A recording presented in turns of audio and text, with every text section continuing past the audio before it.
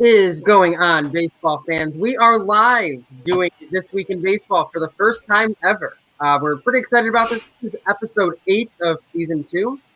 If you're a longtime viewer, listener, whatever it might be, welcome back. And for those of you who are new, wherever you're watching this, YouTube, Twitter, or Twitch, whichever it might be, we're glad you're here. For those who aren't aware, This Week in Baseball, Diamond Digest, we do this every week. We recap what happened the previous week. We got a panel of our writers on every week. Past week, go through about 7 questions in general, play a little game called 7th Inning Stretch. We end with what we're going to be watching this week and what we think you should be as well. I'm your host, Jordan Lazowski, and the crew on tonight, Scott Bentley, Ryan Rudy, Joey Boley, some of our best, only the best for the viewers as we go live. Gentlemen, how are we doing tonight? Fantastic. I have quite literally never been better. I cannot wait.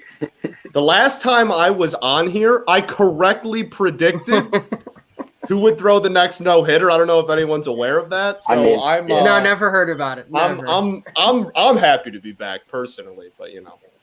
Personally, I guess Trevor Rogers on the same episode. So I mean, okay. That head-to-head record is not good. Yeah, I guess I'll address it right away. Scott, I guess I owe you an apology for, again, not laughing at your choice of Spencer Turnbull, just laughing at the way in which you picked him to throw the next no-hitter. Well, it was obvious, and no one else. It's when you started saying stuff like that is when I laughed at you, and I apologize for that. Who's laughing now is the real question. Exactly. Don't you feel ridiculous now? Yeah. I felt a bit ridiculous as it happened, but you know what? It is what it is. So, we do have a great show on tap for everybody. We'll do our usual standings update. We'll do what we call Around the League in 60 seconds as part of our introduction. Each of our 3 panelists here will give their best recap in about 60 seconds. It's what they wanted to highlight and wanted to make sure you knew about this past week. And then we'll head into 7th Inning Stretch. We'll talk about a little bit about Marcell Ozuna and Mickey Callaway. It was a great week for the integrity of baseball, honestly, this week. Unfortunately, that being the case, we've got some foreign substance talk, some injury talk. We got a little bit of everything. But let's jump right in, and we'll start with our standings update. If the season ended today, here's what the standings would look like. In the AL East, the Tampa Bay Rays would win the division. In the Central, we've got 3 Central Division people on here. I'm proud to say that my Chicago White Sox would win the division if the season ended today. The Oakland A's would win the AL West. And your 2 wild card teams out there, the Boston Red Sox and just barely the Cleveland Indians. In the National League, the Mets, despite having everybody pretty much injured, currently lead the NL East. The St. Louis Cardinals just a half game up on the Cubs in the NL Central. San Diego Padres at the top of the division in the NL West. Your 2 wildcard teams out there. No surprise, or should be a surprise, but no surprise if you've been listening. The San Francisco Giants are still in the playoffs. And your other NL wildcard team, again, just barely, but the Los Angeles Dodgers. So still 3 NL West teams. You know, we talk about it every week. We give the standings update every week, and I think the takeaway is the same every single week. How are the Giants still in the playoffs? At least from my perspective, that's what it is. I don't know if you guys take away anything different. I've been asking the same question for weeks now. Yeah, game this series, just this weekend series that literally just ended. I mean, they almost blew that game today. But yeah, I mean, they're just. We kind of talked about it the last time I was on, but they're always a team that just seems to be like in contention and just seems to like be around. And currently, they're doing a lot more than that. So yeah, definitely. It was a fun series this weekend, though. That's for sure. Those Giants Dodgers series are already fun as is, and will only continue to become more fun. Is that English? If the Giants remain good. So yeah. Well, and I don't know. I mean, there's the Giants being in a playoff spot, but also I don't know if anyone would have told you that you would ever have seen the Dodgers not in first or second place at any point this year. Like, get like a get 2 weeks out from the start of the season. Yeah. I don't think anyone would have predicted that once you get past that randomness, you'd see the Dodgers, anywhere but first or second. Yeah, and I think actually one of the comment I just popped up here, it makes a ton of sense. I think, the Giants pitching has been awesome really early on. And, playing above expectations is a huge thing. And we're 2 months in now, and you're still playing above expectations. At what point is it now, hey, maybe this is a team that can do some damage this year, as incredible, as surprising as it might be. There's always a couple teams. Yeah. And I think that going along with that, a lot of people have been talking about their pitching, but if you look at their lineup, I mean, they've got 1, 2, 3, 4, 5 guys with an OPS plus over 125. I mean, you don't see that in a lot of lineups. And they're all 30 or older. The youngest one is Mike Yastrzemski, and he's 30. The other ones are Evan Longoria, Brandon Crawford, Brandon Belt, who's hurt right now, and Buster Posey. Those guys are all 33, 34, 35 years old. So, I mean, they've got they're all expiring too. Yeah. They're all Mm-hmm. they're all of them are free agents like at the end of this season.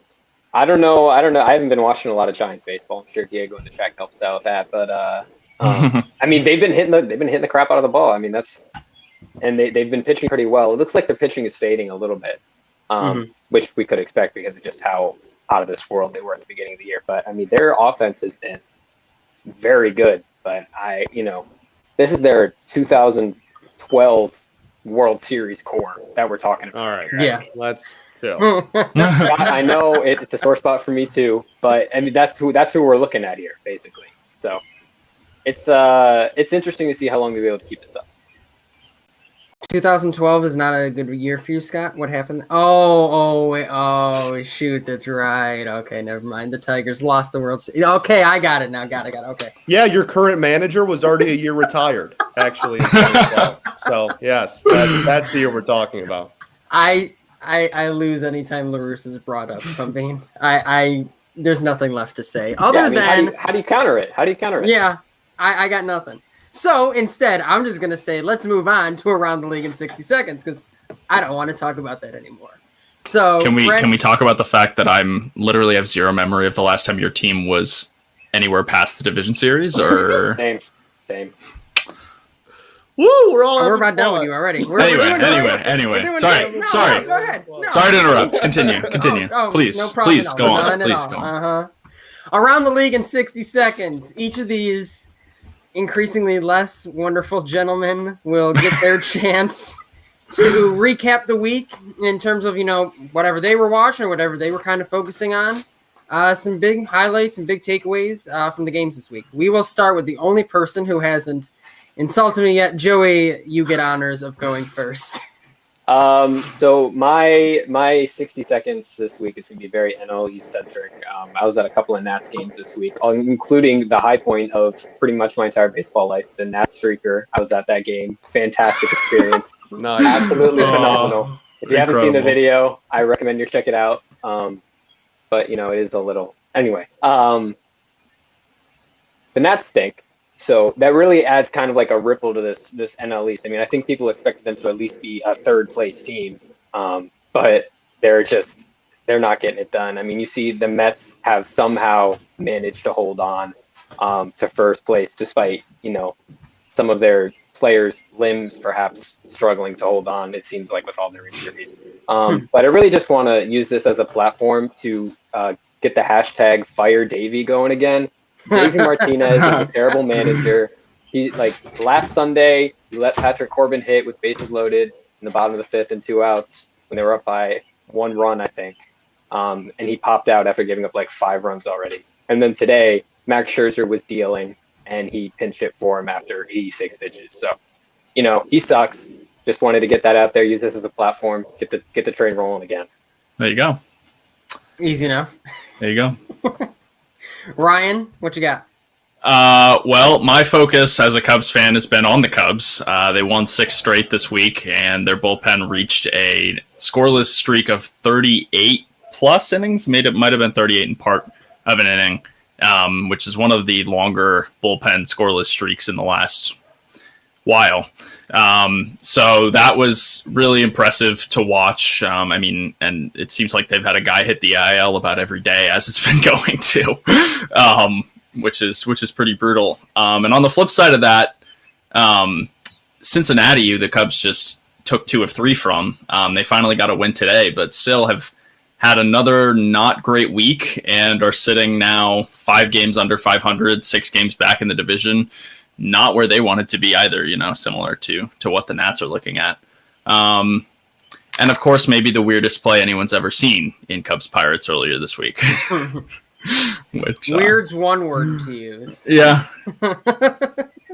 I have plenty of other words, but you guys don't want to hear those. So yeah, I do. I'm worried about when we get to that part of this. I'm a little worried. But Scott, what you got? So I'll start with my regularly scheduled Tigers propaganda. We swept the Yankees. I don't know if anyone's heard, but we swept the Yankees, which is awesome.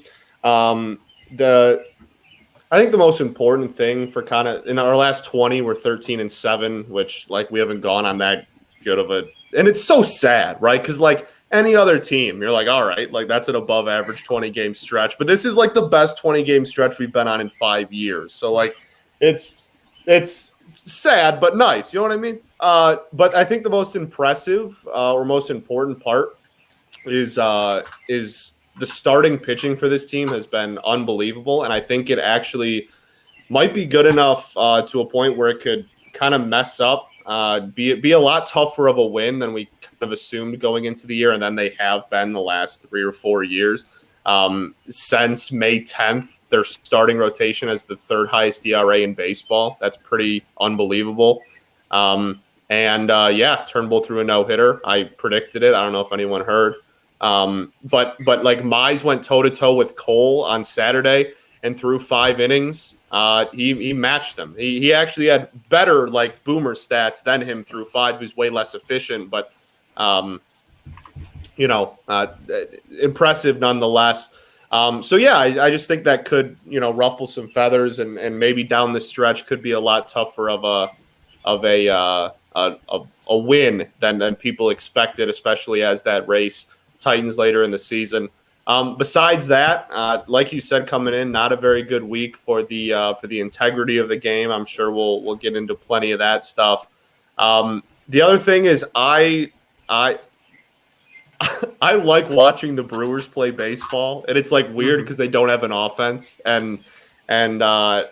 but for whatever reason, I mean, it's because they're starting pitching. It's not just some random reason, but they are easily one of my favorite teams to watch right now, and a lot of people kind of are confused by that or don't get it because, again, they score a run a game if they're lucky. But watching Burns and Peralta and that whole rotation really pitch is really fun, and it continues to be fun as the season goes on. So. Yeah, I will say I got to experience that Brewers team today. Woodruff was very good, and their offense mustered 5 hits, maybe 4 in a win. Yeah, sounds about right. And kind of to what both of you were saying. Even Ryan to an extent too. Every week we've been going through this and doing these recaps. We're always talking about pitching. It's someone else's pitching stellar. However many no-hitters we've already had this year. It's been a lot of pitching dominance. And from a Tigers perspective, if Casey Mize and School become some of the guys that they're supposed to be, it's not going to be fun in the Central Division, which is frustrating from my perspective. But. Yeah, Mize's last 6 starts, he has 5 quality starts and almost a sub-2 ERA. So, and you're starting to see that progression. It's yeah. Speaking time. As being on the other side of the rebuild tunnel, it's the start of the light at the end of the tunnel for the Tigers yes, and their fans. But finally, yeah, I think that'll be something to keep an eye on too. In general, is just how some of the younger guys for those Tigers do progress around the next couple of weeks and into the next couple months and all that fun stuff. But for sure, let's jump into everybody's favorite part: 7th inning stretch. So let me share my screen here. What we've got is I've got 7 questions. I'm going to ask each of our 3 panelists here. Based on how much or how little I like their answers, they'll get points based only on my very arbitrary scoring system of none at all. Other than that, most wins at the end of these 7 questions, which is, I think we kind of talked about a little bit of everything from around the league. We'll cover as much as we can here. So, Okay. Gentlemen, good luck, except to you, Scott. Did I already say that? remember last time I was on when what did I get second, but I barely lost. And if you actually didn't count all the points that were taken away by me slandering Laz, I would have dominated. I would have won by like 20 points had those points not been taken away from me. But the people's champion. So the people's champion. Exactly. To be fair, I did cede my victory to Scott after his correct. That is true. That is true. That is true. After Turnbull's no. Yeah. I do feel that actually should have been an automatic win in Yeah. No, I feel retrospect. like that, So that's always yeah. an automatic win. Oh, it's been a win in my eyes since it happened. All right. I don't need the 7th inning stretch win. Oh, let's jump into this. So, inning 1. Marcelo Zuna was arrested this weekend on assault felony charges after police witnessed an altercation between Ozuna and his wife. Obviously, that's a very tame way of putting a pretty gross situation. I think there's no real great way to handle a topic like this, so I'll simply ask, is this the end of Marcelo Ozuna's career? Should it be? And should Major League Baseball implement stricter rules surrounding players with assault cases? We will start with Ryan. Is this the end of his career? No, probably not. Should it be? Absolutely, utterly, undeniably, yes. There is no defending what he's done. It is utterly deplorable, and until Major League Baseball has a policy that actually, puts these guys' careers in jeopardy and puts something on the line for them, we see domestic violence happen again and again, and until the players actually feel like they're going to be reprimanded for it, more than a slap on a wrist and half a season suspension, it's going to keep happening, and they're going to keep playing. And the track record is, with other players that have been involved in domestic violence, their careers continue. So there's no reason to believe that even if Marcelo Ozuna, the only way I would see that his career might be over is he's potentially facing several years in prison for this, as he should. And if that gets him out of shape enough that he can't play any longer, that might be the end of his career. But aside from that, he probably will get more opportunities to play. He shouldn't. But that's the matter of fact here. Joey? Yeah. Domingo Germán, Odubel Herrera, Aroldis Chapman, Roberto Ozuna. I'm sure there's more that I'm missing. But, we can add Marcelo Ozuna to that list. It's just really sad. You like to think that, these are people that, we can look up to and that kids can have some sort of role model in some sort of sphere, but all the time we see that they're obviously they're not perfect. Nobody has the illusion that they're perfect, but that we see that they're capable of some really despicable things. And normally in these sorts of situations, I kind of like to reserve judgment until more stuff comes out. But this seems really, really bad, and I think that if things happen the way they appear to have happened at this point, that he will be facing at least some jail time. And I think that MLB teams would probably be more averse to employing a player that actually spent time in jail, as opposed to, like those other guys that I mentioned, that I don't believe any of them had any legal repercussions from their incidents, which certainly doesn't mean that they didn't happen. But yeah, this is really bad. Sad day for baseball.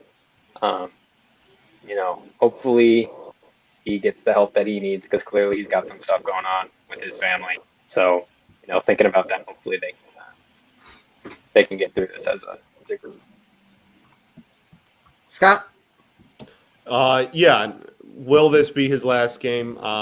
If he does not face jail time, I can almost certainly say it is not his last game. I'm very confident that he will play again if he does not go to jail.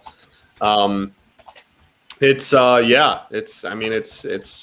horribly sad that this keeps happening, and we have so much evidence of people just continuing to play after. So I have no reason to believe that this will be any different, which is, again, incredibly sad. And I'm not sure that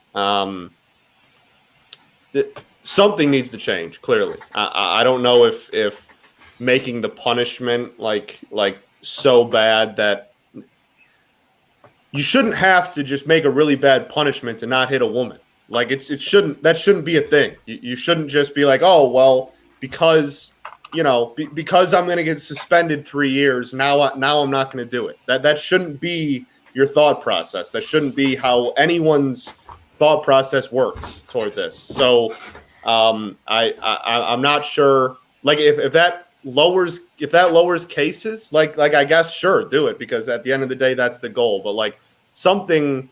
I don't know if it's systemic or what, but something clearly needs to change on a very broad scale. And do I have answers? No. But something is clearly wrong, and I really, I don't know. I don't just want people to I don't want people to do it. So like if raising the punishment is what it takes, then that's what it takes. But I feel like that, getting people help they need or something along those levels is maybe more beneficial if it helps it systemically. I don't know. Mm-hmm. And you all kind of bring up good points on this. I do want to touch on this just briefly before we move to the next part. I think the biggest thing is kind of like Scott, you're saying, like there shouldn't need to be a punishment to not hit someone. Like it should not be that difficult. And the problem is, apparently it is. And it's sort of in its own way, in principle. I'm not comparing this at all, so don't get me wrong. In principle, it's like when you talk about things when it comes to like climate change or punishments on companies and stuff like that, we shouldn't need to have some of the conversations we have to have in some cases. But at the same time, it's like until you realize, like, sometimes this is the only time people are going to actually act in a way that is beneficial to others. Like sometimes you have to do something. And that's the frustrating thing. It's do they have to put stricter rules around not hitting women into major league rules? Yeah. Is that a sad state of society? Also, yes. And it's frustrating from both aspects. And I think, we're not shy on touchy subjects on this, on Diamond Digest in general, much less this podcast. But I think it's frustrating to continue to have these, especially as we jump into inning number 2, which is just another horrible, touchy, unfortunate subject that we have to talk about. And that's just where the game is. You talk about growing the game and changing the game, and sometimes you got to look inside too. So with that being said, inning 2, Mickey Callaway was fired this week by the Angels after months of investigation since the original sexual misconduct charges came out, I think before this season started. He was also placed on the ineligible list through the end of the 2022 season by Major League Baseball, following their internal investigations. So is this a very similar question? Is this the end of Callaway's career? And what can the league do to ensure something as horrifying as Callaway's misconduct is kept out of baseball for good? And I think I asked this question because there was a pretty long paper trail of people just saying, oh yeah, that's just how Mickey is. Mm-hmm. And I think The Athletic has quite a few articles on just some of the allegations against him. So I turn it over to you guys. We'll start with Joey. Hey, Laz, real quick, can we not do points for these first 2 questions? Yeah. I think these subjects need to be, their own Good discussions, independent of points. Anyway, go ahead, Joey. Yeah. This is the same thing. I mean, it's obviously not the same thing exactly, but it's really the same thing. It just shows that there's, actually, it's not the same thing. This is a much more macro baseball issue that, and maybe even sports in general, that we keep seeing that it's not exactly I hate to use the phrase safe space to be lampooned on Twitter, but I mean it should be somewhere where people can go and not feel like they don't belong there, because sports are for everybody. I mean, this is something we all know this. But to have something like this, especially so close to the Jared Porter incident coming out, I mean, just the similarity in the incidents, and I'm sure there's hopefully not too much more that we haven't heard about, but I'm sure there's more that we don't know about this sort of stuff. So, I mean, it's really disheartening. Hopefully, he learns from his mistakes and doesn't do it again. That seems like a really not a lot to ask, but you never know. Hopefully, Major League Baseball has a better approach to sort of handling these things before they happen in the future, and just having a system in place where people don't feel like they're being excluded from the game. Really, that's it. I mean, I don't have a plan. I mean, it's really difficult to sort of, plan against this kind of stuff. Just another really sad story. And I wish it hadn't happened, obviously. And I wish that those women hadn't had to go through that. But I got to be honest, I don't know how to fix it. Yeah. I mean, Scott, Ryan, I don't know if you personally have anything to add. I think Joey kind of covers it well there. I think it's frustrating that we're months into this and we're just getting a solution now. I think that's one of the more frustrating things, just in terms of this isolated incident. From my perspective, we're months into this now and we're just getting a solution, or just getting an answer. It's not even really there's like he can try and get reinstated at the end of next year, like that. I'm maybe this is wishful thinking. I don't think anyone touches him with a 10-foot pole, even after the 2022 season, when whatever can happen can happen. So I'm at least, I don't even know what the word is, but I at least take some comfort in that. But yeah, Joey pretty much covered everything about the actual thing itself. It shouldn't be a thing, and hopefully that does sound more systemic. So hopefully, something can change there. If I could just add one more thing real quick, unless you want to go. No, please go, Joe. My hope is that if this happens again in the future, which hopefully it doesn't, but I think that the way the team that he was employed by handled the situation was sort of inappropriate in my opinion. I think that they waited to fire him until they knew that they weren't going to have to pay him, which is I guess I understand from one point. I wouldn't want to give that man any money after what he's done, but also I think that just cutting ties immediately as soon as possible is the best way to do it. And he spent 5 months or 3 months or whatever employed by that organization before they decided it appropriate to cut ties with him. So I think that could have been handled better. I kind of get the rationale behind it, but maybe in the future that's not the best approach. Yeah. I mean, really, I think, and part of what I think was raised as a concern with firing him right away was, we could face a wrongful termination lawsuit or something.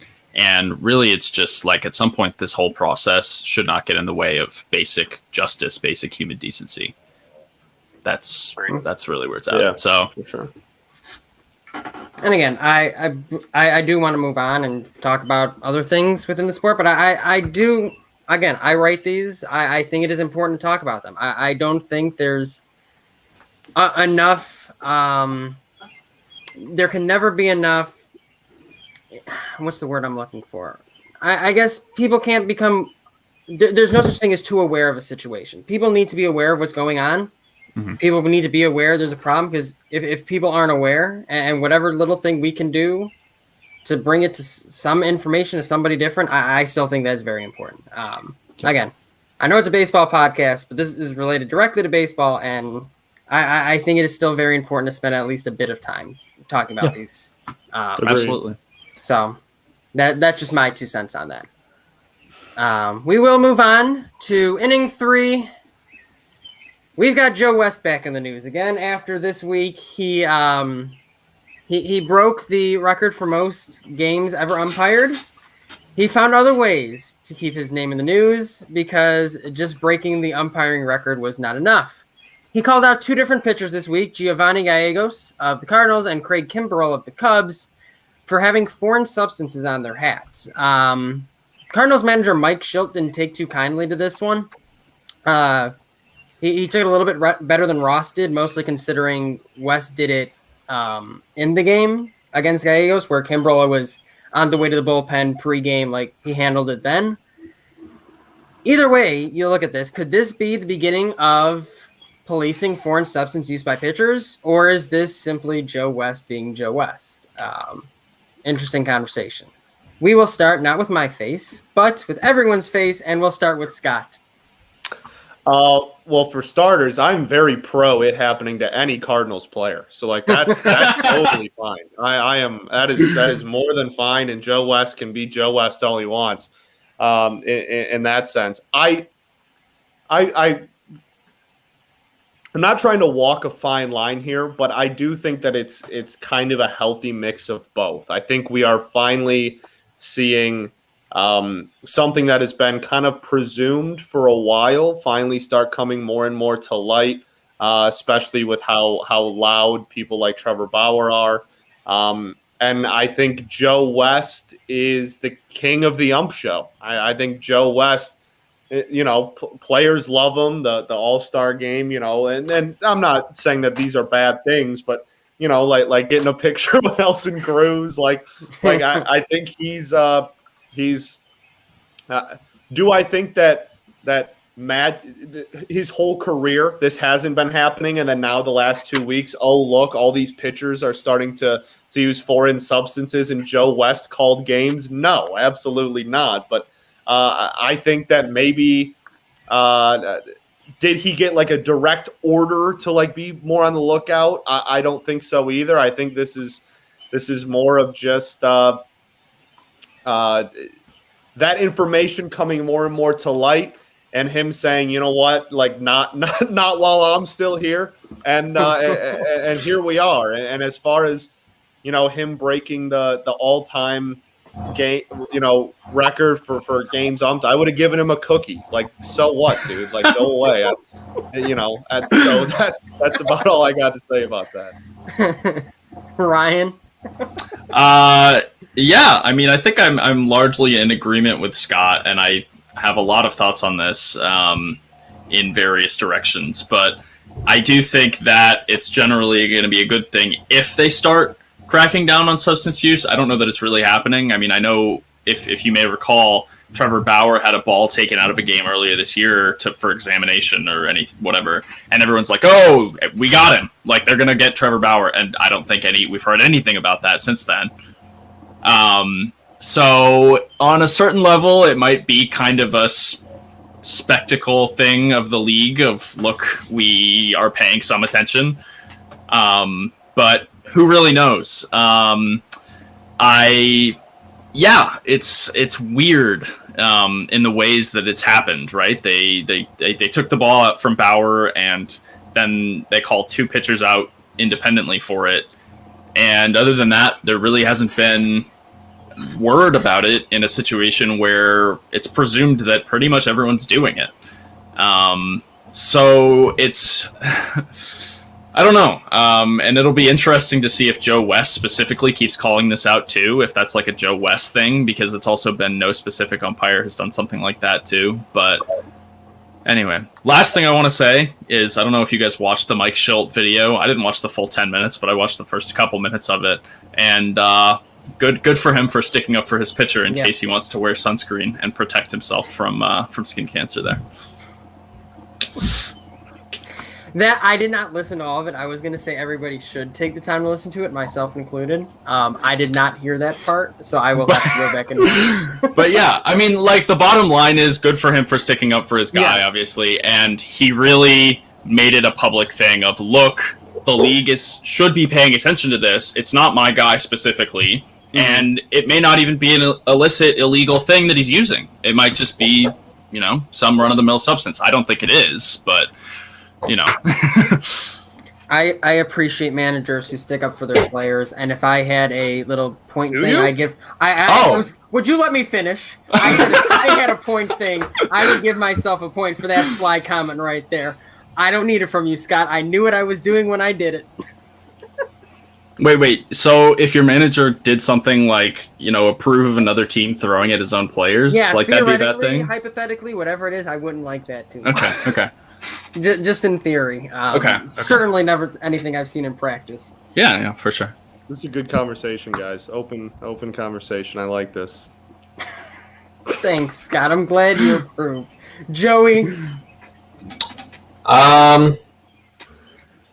So I don't like defending umpires generally, but Joe West's excuse for why they pulled Gallegos' hat was actually not terrible.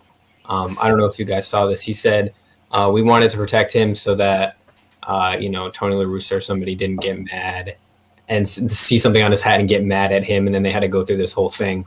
So if that's really what the motivation was, then okay. But also, like Scott said, Joe West is the king of the ump show. So it could have just been something that he saw a way to draw attention to himself and went for that. So I actually hadn't heard about this Kimbrel thing, but it doesn't surprise me that it was Joe West at all.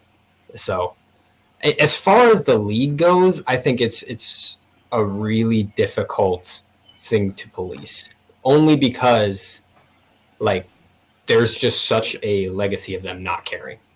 They banned the spitball in the 1920s, but Gaylord Perry, everybody knew that he was slathering the ball in Vaseline. That's not a secret. Everybody knew that, and the league didn't care. They didn't do anything about it.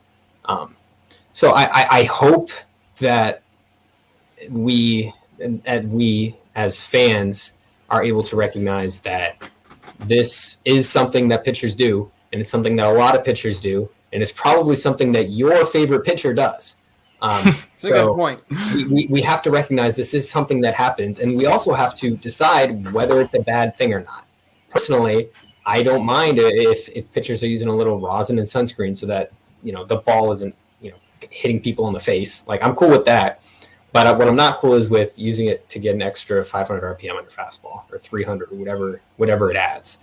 So I think there's a big difference between control and using it to add spin.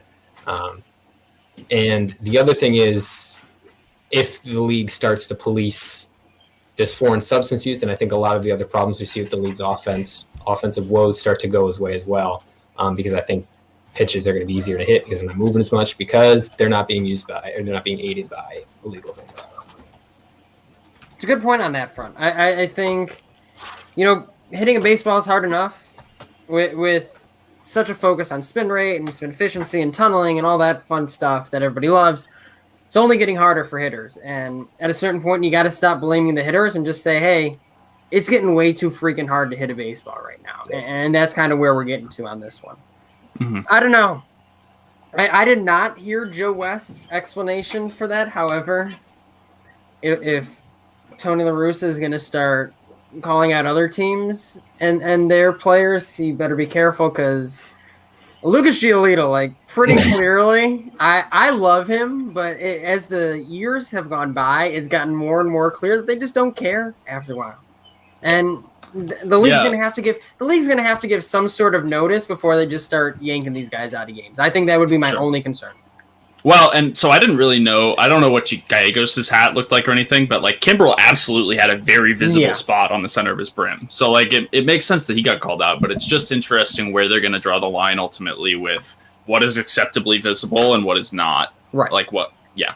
Yeah. I mean, Gallegos had a little white spot right here. Okay. But I mean, think about one of the big things I remember about Cliff Lee is he always had an entire hand of rosin or chalk on his hat. Yeah, and nobody ever seemed to care. So yeah, it was very visible. I mean, I'm sure Joe West umpired games that Cliff Lee was a part of. So it's at a certain point, if everyone's doing it, it's not naming a certain pitcher doing it's bad. Literally everybody's doing it in some form or another, whether or not you're catching them. Because again, if everyone wasn't doing it, then managers would call out other teams, but they realize they got 6 other guys out of their bullpen coming in that are all doing the exact same thing. So, inning 4, question 4 with, what's the score here? Joey in the lead. Noah Syndergaard will be shut down by the Mets following right elbow inflammation in his recent rehab. Now, given how the Mets have been absolutely decimated by injuries, and at the same time are still back in first place, how would you even begin to address their needs if you were the GM? And we will start with Ryan. Should you address their needs? Yes, absolutely. They're, I think I was reading an article the other day, even as the trade deadline talk started to heat up, that, you as a GM, you can typically break the season down into 3 2-month segments. And so the first 2 months are where you get a sense of your team. The second 2 months are where you act on that. And then the last 2 months, you just have to watch it and play out and see what happens. Well, the Mets obviously were expecting to be a much better team than they have played like so far. And they were also expecting to be in a much more competitive division than they've been in. Well, they haven't played competitively, but neither has anyone else so far in their division. And they are very, very lucky for that. But if they stay sitting ducks, they are setting themselves up to just be taken over by a very good Braves team, despite some poor pitching health, a Marlins team that could hang around, a Phillies team that can hang around. I mean, there's no team in the division that you can absolutely rule out at this point. And on top of that, it's not too difficult for them to say, okay, we're going to go out and get, it pains me to throw this name out, but it's not too difficult for them to say, we're going to go out and get Chris Bryant, assuming he's on the market for a couple months. We're going to go out and get Joey Gallo, assuming he's on the market. I think pitching wise, they might be able to say, okay, we still have DeGrom. We might be able to have the health. But just given how much their offense has been down in the dumps, not at all what they were expecting, and everyone's hurt. They need someone. They need absolutely another bat in that lineup.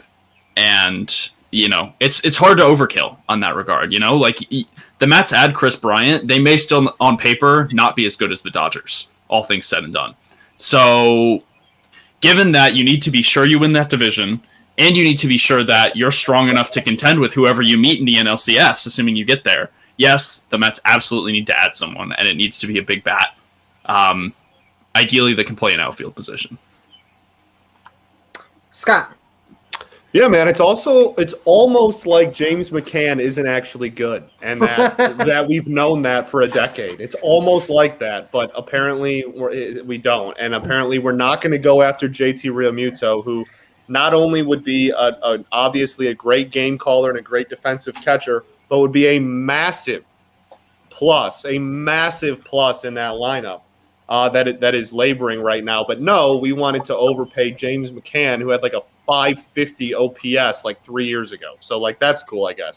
That just wanted to get my that out of the way. At the Don't beginning. tell the Sox fans that follow me. I know. That's one of many things we disagree on. But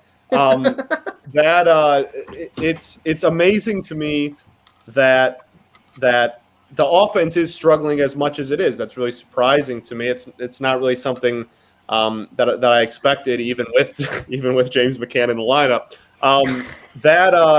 They absolutely need to add someone. And while injuries are obviously a factor, it's with the amount of resources and money that it kind of appears that they are being given, it's really hard to justify not adding big people at the deadline. It would be a really tough justification. That would be a really difficult conversation to have with the fan base after the trade deadline if you didn't acquire anyone and being like, hey, we're good, especially if what the current offense, if that production continues through July 31st, that is almost an impossible conversation to have with your fan base. So they absolutely need to add someone. You can give us some top prospects for Robbie Grossman. He's been unreal. Maybe something like that.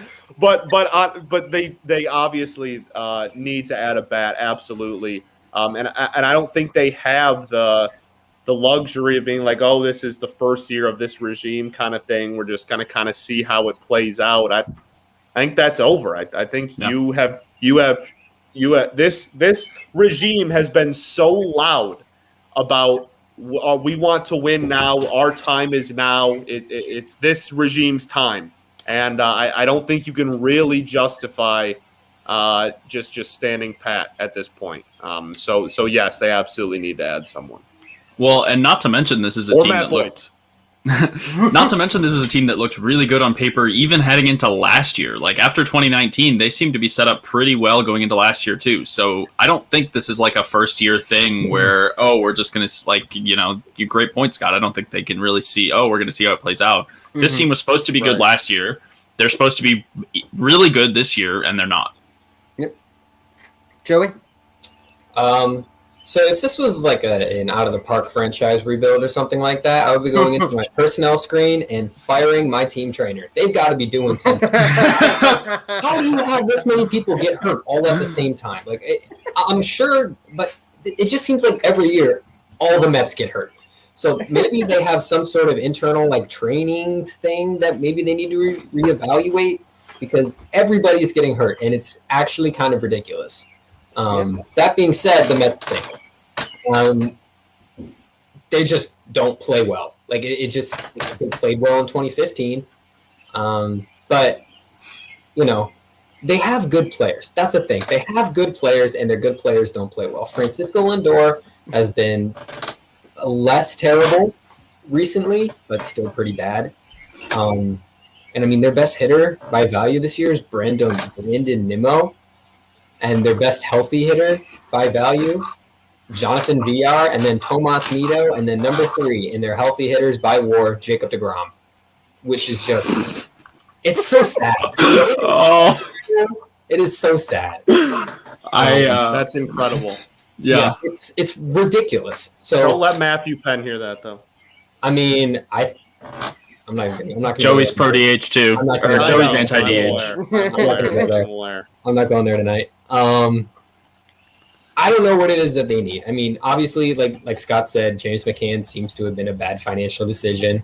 No kidding. Francisco Lindor. Color me shocked. Yeah. Well, the thing is, they got Francisco Lindor for what, 12, 11 more years. So hopefully, he gets it going. If you're a Mets fan, if you're like me and you don't like the Mets, hopefully, I'm glad he got paid. I'm glad he got paid. But yeah, I mean, they need to go out. They need to do something. They need to all sit down at a table and figure out, okay, this is going to be our strategy going forward. And these are the guys we want. I don't know what the answer is. I mean, I don't know everything they know. I'm not in their position. But what I know is that they need to make a plan and they need to stick to it. Mm-hmm.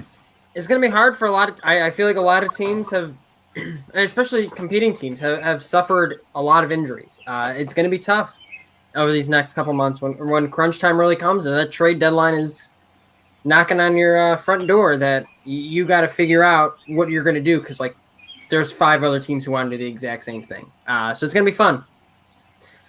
Inning 5, fact or fiction? God, the more I think about this topic. The Pirates this week made the dumbest play we've ever seen on a baseball field. Fact or fiction? And if it's fiction, I hope to get the reason why from anyone who chooses that. If you're not sure what we're talking about, ground ball to third base in the Pirates-Cubs game this week. 2 outs, runner on third. Runner on second. Runner at second, my apologies. A little bit of a wild throw to third to first on a ground ball to third base. Instead of stepping on first base, Will Craig decided to chase the batter, Javi Baez, back to home plate. And in that time, the runner from second made it all the way home, scored. Baez made it to first because no one covered first after Craig ran him down. He made it to second after a bad throw to first. And if you've ever seen the Bad News Bears, you've probably thought that was familiar. Anywho. Fact or fiction, dumbest play ever. We will start with the man who got to watch the team he was rooting for be on the other side of it, Ryan. Well, so I was actually at work. I didn't get to watch it live, but I was very much I was not as focused on work as soon as I realized it had happened. But I gotta go. I think I would lean towards fact. I'm assuming there's some dumb plays out there, some really dumb plays out there, but yeah, like there was just so multifaceted in how both bad and dumb it was. The throw pulls the first baseman off the bag. Then the first baseman gets so distracted trying to tag Baez that he chases him all the way home instead of remembering that he can turn around and step on the base at any time. And obviously then chaos ensues. But then even beyond the decision not to step on first base initially, getting the out at first, even after Contreras is safe at home, means the run doesn't score, doesn't count, inning's over because there were 2 outs. And the second baseman never came and covered first until way too late, which is why the throw from home to first got away, and Baez was able to advance to second. And the Pirates overthrew second. There were so many phases of the play where everything went wrong that it's hard to see it as, I mean, there were dumb things happening on the field, and it's dumb in aggregate. So it's hard to not see it on the whole as maybe the dumbest play ever. Yeah. Scott? So I am 23 years old. I have been a Detroit Tigers fan my entire life. So if you can do the math, I have watched 2 different teams from different eras in my life lose 119 games and 114 games respectively. And I have never seen whatever the hell that was in that game. I have literally sat through an entire summer watching objectively 2 of the worst baseball teams in the history of this beautiful sport. And I have never seen whatever I laid my eyes on in that game. That was it's fact. I'm sure there have been stupid plays. I'm sure people are going to be like, oh, well, watch this. I do not care. That is like I just want to start listing people from those horrible teams. Like Shane Halter never does that. Eric Munson never. John Hicks. Like, people, no one else knows who I'm talking about. None of those people did anything as egregious as whatever that was. Rudy was spot on. That was as dumb as it was bad. I'm not sure where you go from that. What do you do? Like, because clearly you don't play baseball. That's not an option. So, like, I don't know what happens after that. I really don't. And it's okay. So that part's done. Play was horrible. The only part that bothered me about it was how much everyone wanted to make it seem like Javi Baez was a wizard. Like, okay, yes. Oh, come on. Give me a break, Laz. He ran backwards. That's great, man. You ran backwards. Everybody was like, oh, Javi really pulled this one out. He went into his bag of tricks. The MLB Twitter account literally said something like that. That had, like him running backwards was so little to do with the absolute atrocity that was the defense on that play. Javi Baez, yes, was part of the play. Yes, had the not wanting to get. I'm not going to call it like the attention or like he just didn't want to get tagged like everybody else that plays baseball to turn around and run the other direction. No. There's a difference between not wanting to get tagged and what he did. I'm not saying it's phenomenal what he did, but 99% of players stand there and let the guy tag you. And 99% of players look like, what is he doing running towards home plate? I'm going to go step on first base and let's get this inning over. Well, sure. But in the case where they get chased, 99% of players aren't going to run away from it. They're just going to stand there and get tagged because 2 outs, inning's over. It's only the first or second inning. whatever. That's fine. That's fine. He ran away from the tag. Most people wouldn't have. That's great, man. That's like the definition of worthy of let me like pull out of the oven a whole sheet of cookies and you can have all 12. Like that's great. But like, I don't care. I don't care. This is not Javi Baez being a magician. This is not some incredible Javi Baez highlight reel worthy play, which he has many of. I don't know. That was just really, really dumb to me, I guess. Hey, great argument, Scott. Definitely was worth 7 points. You know what? Continue. I agree. Joey. So yeah, it was really bad. I mean, I feel really bad for Will Craig, but also I don't, because I mean he's been getting just totally he's been getting it online on Twitter and elsewhere and in press conferences. I mean, he just can't get away from it. So I feel bad for him in that way. But I don't feel bad for him because what he did was just, I don't know what he was thinking. Like I would like to be Will Craig's inner monologue during that play. Like what went through his head to make him think that what he did was the right thing? And I don't remember who the catcher was, but what was going through what was going through the head of everybody else on the field where they didn't just say, Will, touch first base. That's all you need to do. Like it's not a difficult situation. I mean, it's really not complex. They're just the only reason Wilson Contreras scored is because there were 2 outs and he was running. I mean that's it. The only thing I've ever seen that could even like shine the shoes of this incident in terms of being bad was I don't remember if it was 2007 or 2008 at Comerica Park. Sean Casey hits a line drive to left field. Oh yeah, and is subsequently thrown out at first base.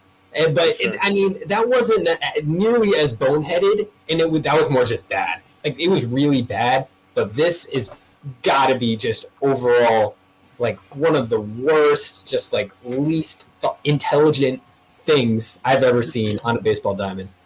I've watched a lot of Little League, high school. I've watched a lot of Little League, he says. I mean, a Little League first baseman knows that all he has to do is touch a bag. When there's 2 outs, you step on the bag, that's the out. Yeah. In the inning. So it was really bad. Hopefully we never see anything like it again because, God, please, no. It was just so bad.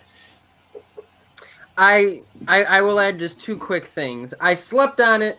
I didn't tweet about it right away. I'm like, let me think about this before I say anything. I slept on it. I slept on it again, and I came to the same conclusion that I could not think of a reasonable scenario in which chasing the runner, no matter how many outs, was more reasonable than stepping 2 steps back and we like to focus. 2 outs would have ended the inning. Like if he steps on first base, Contreras doesn't run. I think Joe, you had just mentioned that. Like that was the biggest thing. Like in no scenarios, like I'll chase this guy instead. Like this makes more sense. Like. That's the biggest thing for me. If there's any Javi Baez magic, I'll now believe that he's an actual magician because he just wiped Craig's mind on that play. That's fair. That might be. Maybe that's what El Mago really is. Maybe that's the magic right there. He wipes people's minds, and they forget to play how to play baseball. Forget that I don't walk ever and strike out all the time. And the thing is, he does make crazy base running stuff like that happen, where he just makes the defender screw up. But he has been involved in several plays like that. That's true. That is incredibly valid and true. Yes. Yes, absolutely. but for the most part, it's by something that he does well, like avoids a tag or something. Like those are on him. Like that is great. This would have to be actual voodoo magic for me to believe that El Mago had anything to do with this. Yeah. And that's the only thing. I am not a Javi Baez hater by any stretch of the word. You'll find 90,000 Sox fans behind me who will line up with their own Baez hate. It won't be me. But that was one situation. He says as he puts me 9 points behind Scott for an anti-Baez argument. No, it wasn't for that. It was can't draw walks either. So yeah, he draws more walks than. Do you know how? Well, it's like 3-2. He draws more walks. We literally looked it up. So I don't. I could draw more walks than Baez and Tim Anderson. I just go stand there and it would work. Yeah, I mean, if Javi Baez was so magical, he'd be getting on base more than 29.7% of the time. I mean, it's just that. Yeah. And I mean, right, so we would talk about his walk numbers. oh my God, he struck out 66 times and walked 6. I mean, it's just like, how and how do people consider this man an elite hitter? He swings at everything. And he gets lucky and hits stuff sometimes. He hits ball far when he does. He does. Yeah. I will absolutely not take that away from him. He hits the ball very far. But, you got to hit it. I don't know that anybody rational thinks he's an elite hitter at this point, but he still can put up like a 110, 115 WRC plus, all things said. And with his defense, that can make him a pretty elite player, close to elite. Yeah, I know. Yeah. I just... I'll give you a line. I've taken enough points away from you. Hey guys, who do you think the best shortstop in Chicago is? Don't. Well, now that you ask. We're not doing that. We're already an hour in. We're already an hour in, Scott, stir the pot a little sooner in the episode, and then we'll do it. Anywho, inning 6. Here you go. Here's your bashing White Sox. Look at Ryan, you're welcome. environment right here. Here you go. Ryan, you get it all back right now. The White Sox were in the news again after it was discovered that a section of the ballpark was named after a former ballpark employee of 60 years was renamed for Tony La Russa. It was renamed from Loretta's Lounge to La Russa's Lounge. And I'll be honest, I saw that and I didn't even realize it at the time. When I was at the game, I had no clue. But it became news this week. I'm only asking this because it caught the attention of the national media. If this stayed a Chicago story, I probably would not have even put this there. I'm asking if it should have been as big of a story as it has now become, where national writers are talking about this. Because to be fair, this one's not even on La Russa. Like, I'm not a La Russa fan. This isn't his fault. I don't know. We'll start with Ryan. Let's see if you can make up some points here. Sure. I think, yes, it should have been a national story, but the national story should have been, what the hell is wrong with Jerry Reinsdorf?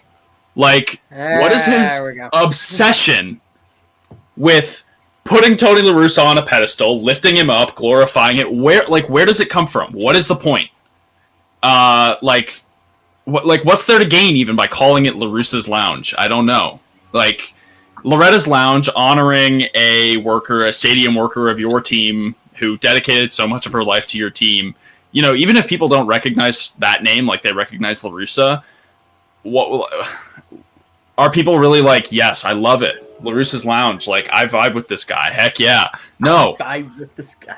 Like, and if anything, if people don't know what the name is referring to, maybe that'll inspire them to look it up, look into it, and see how important stadium workers are, and the regular everyday workers are to baseball as it happens and the ballpark experience as a whole. And on a bigger scale, it's really just like La Russa doesn't deserve his managerial job right now. We don't have to get into that, but like, why does he deserve the extra praise? There's nowhere where that's justified. And so it's Jerry Reinsdorf lifting up his buddy for absolutely no reason. And that does deserve scrutiny on a national level, because what the hell? Joey? Yeah, when Rudy said, when you see Loretta's Lounge, you look that up because, like, I wonder who Loretta is. When you see La Russa's Lounge, you look up Tony La Russa's name. The first thing that pops up is his multiple DUIs. So that's maybe not the best thing to be promoting in your stadium. Yep. Like, I mean, I think that's a pretty universally accepted bad thing, driving under the influences. I mean, it shows selfishness, lack of, respect for other people. And I think we kind of saw that last week, whenever it was too, where, he holds his morals above the safety and well-being of his players, as we saw with the Yermin Mercedes situation. And, as for Jerry Reinsdorf, I mean, this man, he must hate the city of Chicago. He cost them. I mean, we all watched The Last Dance. We had nothing else to do. How many more championships did he cost them by alienating Michael Jordan? I mean, it just, I can't, he brought them, the 3 with MJ, and then they've got the 1 with the White Sox in 2005. But I'd like to think that MJ had much more in the tank in Chicago. And obviously this isn't a basketball podcast, but this is just going to demonstrate Jerry Reinsdorf's history of putting his own preferences ahead of what would be best for the success of his business ventures, as I'm sure he thinks of them. I kind of want to skip and just go to the last question, but I do have to ask Scott for his opinion, and I'm going to regret it. Go ahead. Yeah, no, this is an embarrassment. This is not like we messed up or like it absolutely should be a national story. And not only that, but whoever it was, whether it did come from Jerry, whether it came from someone who runs, I still call it the cell, whatever, guaranteed rate, whatever. Like no matter who was approved this decision, that they should absolutely be. And I'm not trying to make it sound like it's the end of the world or like the biggest deal ever, but like that it's dumb. It's stupid. None of it. There's no justification. There's none. There's no like, oh well, like yes, what it was super cool and she's awesome, but X, Y, and Z. There is no X, Y, and Z. There it is blankness. It's nothing. It's White Sox postseason success the last 14 years. It doesn't exist. It's nothing there. So like, there was no reason to do it in the first place. They did it because I don't know why, and no one knows why. It's stupid. It absolutely should have been a national story. I'm really glad that it was kind of blown up like that, so that whoever made the decision, whether, like I said, whether it was Jerry or not, can kind of be ridiculed. I don't call for people to be ridiculed and criticized, but like that's not something that should have happened. And yeah, it's dumb. And I'm really happy that people are like taking pictures next to it with either anti-La Russa like merchandise, or with like pictures of her like who it was before and stuff. Like there's some, at least people are actually realizing it again because it was a national story. So I'm glad that it was. Yeah. Well, and I want to comment real quick because I think you make a very good point too. Like, there's nothing that La Russa did, and I think it's worth emphasizing. There's nothing he did to earn it. Like we even had a discussion on the hot mic last night of Scott's talking about, well, are we going to get a statue in Detroit of Miggy or Verlander? And there's people that argue neither because they didn't even win a ring despite their incredible personal accomplishments. Well, La Russa doesn't even have personal accomplishments, nor does he have team accomplishments in Chicago. He managed there, 40 years ago, 35, 40 years ago. He got hired again when he probably didn't deserve to be. He's done nothing to earn it. Getting fired. The reason he has a job is because he got fired once. That's literally his like biggest accomplishment there, is getting canned. So like I just want to put this out, is like the obsession with praising him. Like, he has done nothing to earn it. He's gotten the praise he deserves. He's in the Hall of Fame for what he did with the Cardinals, but he'll let you know too. Yeah. Like, there's nothing, absolutely no reason that he deserves anything from anyone right now, really. I'm going to say two quick things. Number one, I'd love to just have 1 week where the Sox can not be on this. Like, I don't enjoy this. That's the first thing. Number two, I think you're all right about just, number one, it's not on him, but also number two, he's done nothing to earn it, per se. Along those lines, there are quite a few people who just love La Russa, and I don't know if people just love it because everybody else hates him. But I think it's funny because, there are a lot, myself included, I'm a pretty big supporter of the Sox GM, Rick Hahn. And a lot of times, if you said good things about Hahn, or not, if you didn't criticize him, I guess you were considered what people call the Hahn bot. Like, people, like, you couldn't see past your love of somebody. I'm sure you see where I'm going with this. You couldn't see past your love of somebody and criticize them accordingly. Mm-hmm.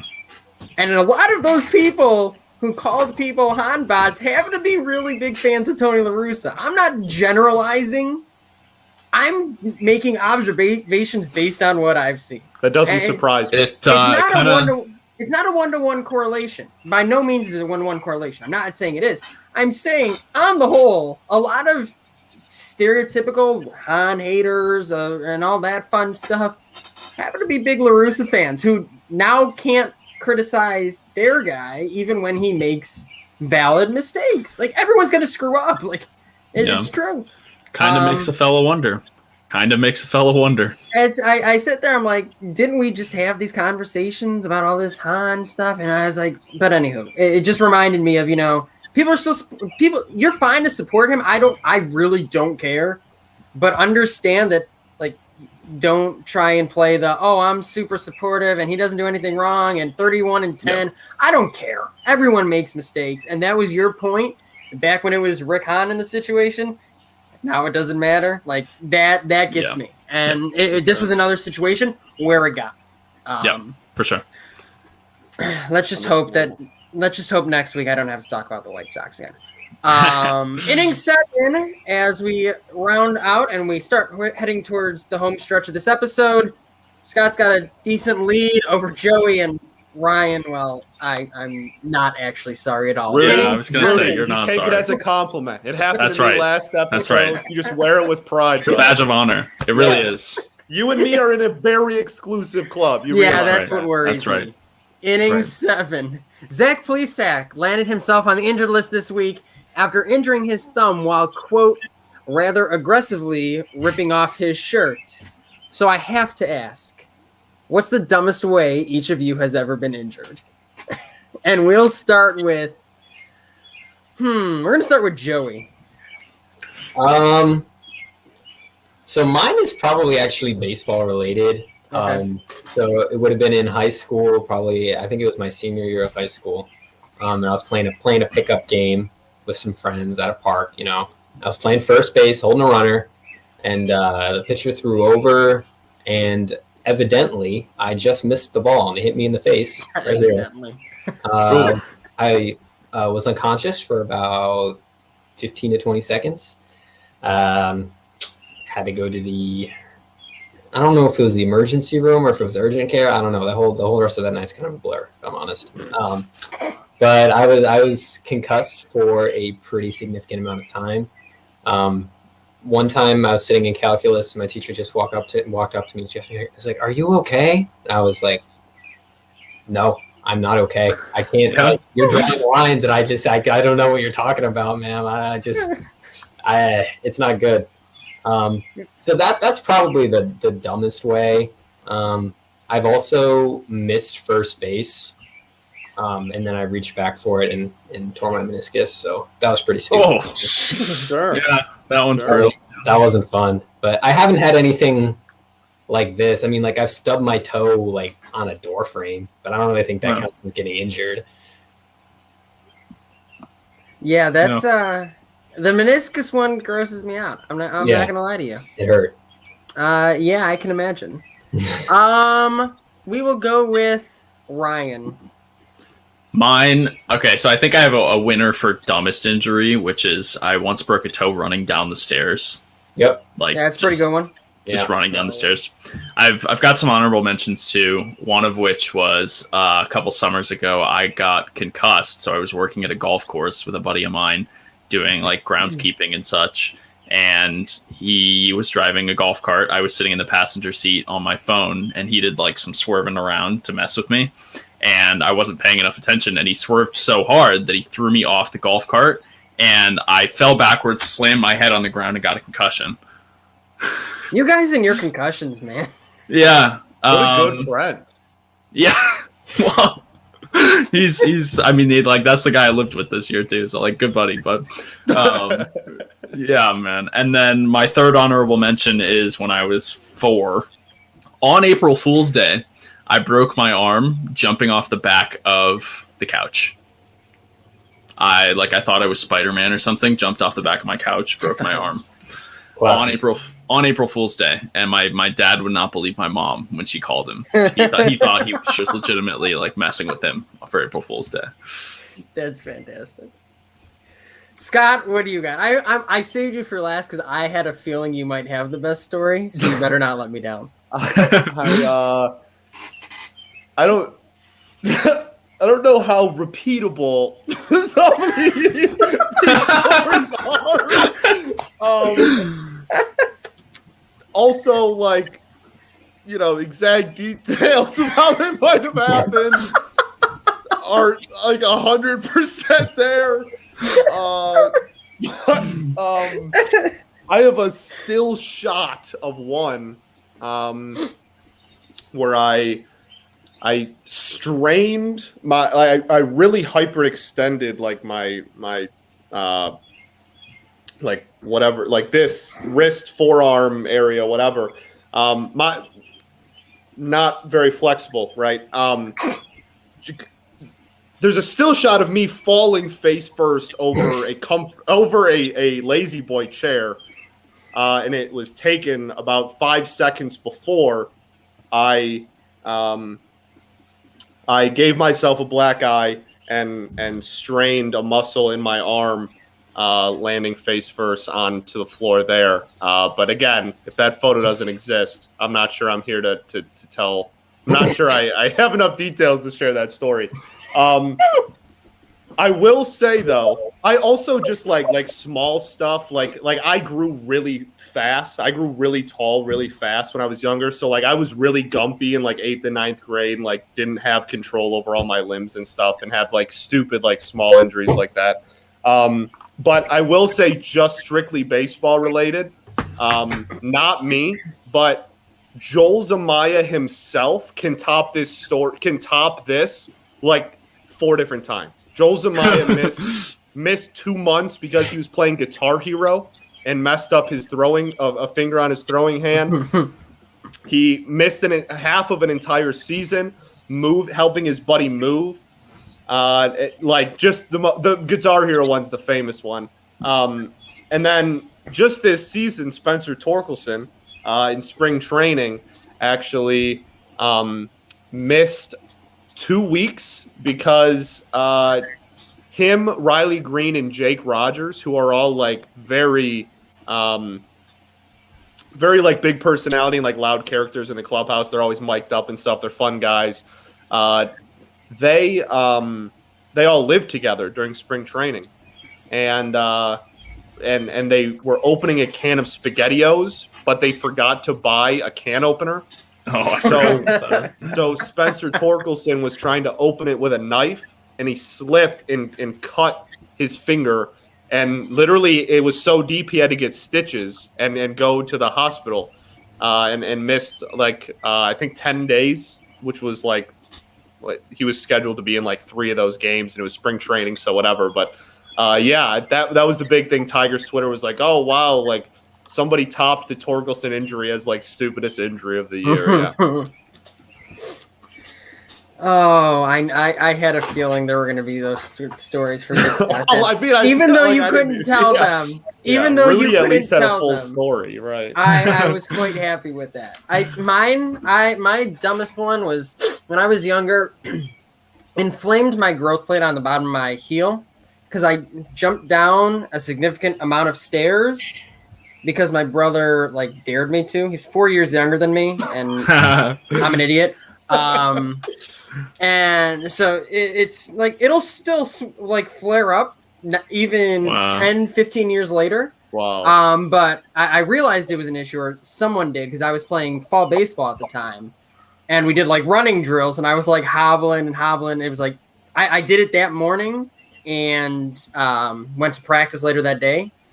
And for years, because it was such a stupid injury, and it was forced by my brother, we told my mom for years that I had like slid into like a pole in our basement because when we were younger, as if this was any better, I slid into a pole in our basement because we used to play like wiffle ball and stuff in our basement. So that was the story for years until we finally told her pretty recently, like, hey, remember that? Well, it's Justin daring me to jump down like 7, 8 stairs, and that's actually how it happened.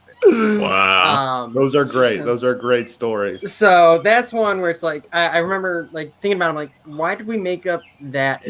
Like that's arguably worse than just jumping down the stairs. Like you could have been fine with that. Yeah, but like oh, he dared me to, like that aspect. That's pretty dumb. That's where the part problem you is. were covering up. Yeah. Yeah. For sure. Well, to be Which fair, I think didn't makes have you a good brother. Exactly. I was gonna say I didn't have a problem telling my mom, "Hey, idiot made me jump down the stairs. It's his fault, not mine. I was covering for him. I didn't have a problem." But yeah, that was the stupidest one for me. Because I lost most of that fall season while my foot was healing, unfortunately, which sucked. But That'll do it. Yeah. Scott, congratulations on another 7th inning stretch victory. 34 for Scott, 31 Joey, 27 Ryan. You could probably argue Ryan won with the amount of points I took from him. Probably. But we're not going to argue that because that's the nature of the game. You know what you're getting into. People's champion? People's champ. People's champ. You know, Streets are talking. I have my ears to the pavement. Either way, let's start to wrap it up here as we near the hour 30 mark. We're going to talk about what to watch for. Each of our 3 panelists here will give a series, a matchup, a player, something they're watching this week that they are definitely excited about and they think you should be excited about too. So we will start with the winner, Scott. Yeah, so for starters, I'm really looking forward to White Sox Spiders, White Sox Cleveland baseball team. I think that'll be a really good series. Those are 2 teams that are kind of White Sox have possession of first currently in that division, but with Cleveland's pitching and stuff, a team that's hanging around, and I think that that could be a really important series for this, first half of the season to kind of, if the Sox sweep that's huge, right? If they even take 2 of 3, that's massive. So that's going to be a really important series. And obviously, even though the Tigers are nowhere near competitive for that, just AL Central in general, I'm always going to be interested in who's at the top of that division. So that'll be fun for me. And then, as I mentioned earlier, I really like watching the Brewers, and the Brewers play the Tigers. So that works out pretty well for me this week. It's only a 2-game series, I think, which is kind of odd because we have a 2-game series, but then we don't play Thursday. So, why wouldn't you just make it a 3-game? Whatever. So that'll be kind of fun. I get to see some good pitching. Boyd and I don't know who, to be honest, is going to be the second one because Urania's hurt. So it'll be Boyd and somebody against some Brewers pitching, which is always fun. And then I believe at the end of the week, next weekend is Tigers White Sox, if I'm not mistaken. So that's obviously always a very fun series. And Twitter fingers come out in bunches between Laz and I during those. So those are always fun. The only thing that can make me feel at least a little bit better after a Sox loss to the Tigers are Scott's recap videos. Because I can't stay as mad for too long after watching one of those. I'm glad because I'm not very nice to your team sometimes. Joey, what you watching this week? I think I like Mets Padres next weekend. Mm-hmm. A couple of teams either in first place or very close to it. Maybe the Mets will get some reinforcements by that point on the health front, and Padres are always fun to watch. They have, not according to the people, but in my opinion, one of the most fun players in baseball, Fernando Tatis. Notably the most fun shortstop in the league, though. Just saying. Nico Goodrum? Yeah, Nico Goodrum. He's a really good baseball player. He's good at hitting baseballs. Yep. No, but I mean, I think Padres Mets is definitely one of the best series coming up this week. Realistically, I'll probably be watching Nats Braves. Probably another sweep. But all right, Ryan, what you watching this week? Well, I'm torn between the early in the week. We've got as Joey's talking about the Padres also face the Cubs, who are hot right now. Early in the week, and there's also Red Sox Astros will probably be a pretty good series early in the week. Later in the week, I think Dodgers Braves will be interesting. First rematch of last year's NLCS. Pretty big. But truly, how can you not be watching the primetime Pirates Royals on Memorial Day? All I gotta say. Is he back? Is the king? He's back. Adalberto Mondesi is back. There you go. That's what I'm watching. How can you not watch? Led the league in WRC Plus this week. Exactly. Don't sleep. Do not. I'm snoring. Yeah, I'm like, Oh, but yeah, no, I think Dodgers Braves, and it's interesting too because both teams would hope to be in a better spot than they are right now. Obviously, the Dodgers are still doing fine, but that'll be could be a good one. Yeah, quite a few good series coming up this week. Whether it's your team or one that you'll be watching instead of your team, make sure to tune in to a bunch of games this week. And I know this week we did this live show on Sunday, so we had to do Saturday night watch party for Diamond Digest last night instead. But we'll be back to usual again next week. As we re-record, do the live show on Sundays for the Sunday Night Baseball game. So make sure, at the very least, you're tuning into that. But that's going to do it for us, baseball fans. First of all, Joey, Ryan, Scott, thank you all for joining our very first live version of This Week in Baseball. Usually we keep these around an hour, folks, but with it being a special occasion, we wanted to make sure we brought you a lot of good content. So hopefully you enjoyed, whether you stayed for the whole time or jumped in and out, but we appreciate you listening tonight. Other than these live podcasts, make sure to find us at our website, diamond-digest.com, at Twitter, if you're not on there currently, at diamond_digest, Instagram, diamond.digest. Basically, anywhere you're going to be on social media, we're probably going to be there. And we hope you check in, because whether it's our writers doing things or we got our we've got our usual, like we said, the Sunday Night Baseball, but throughout the week, there's plenty of articles coming out, so make sure you're tuning in.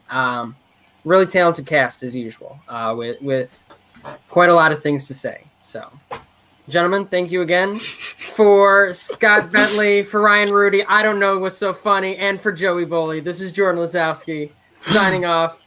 Take care, everyone. Enjoy your week, and we'll talk to you next week. See you soon. Peace.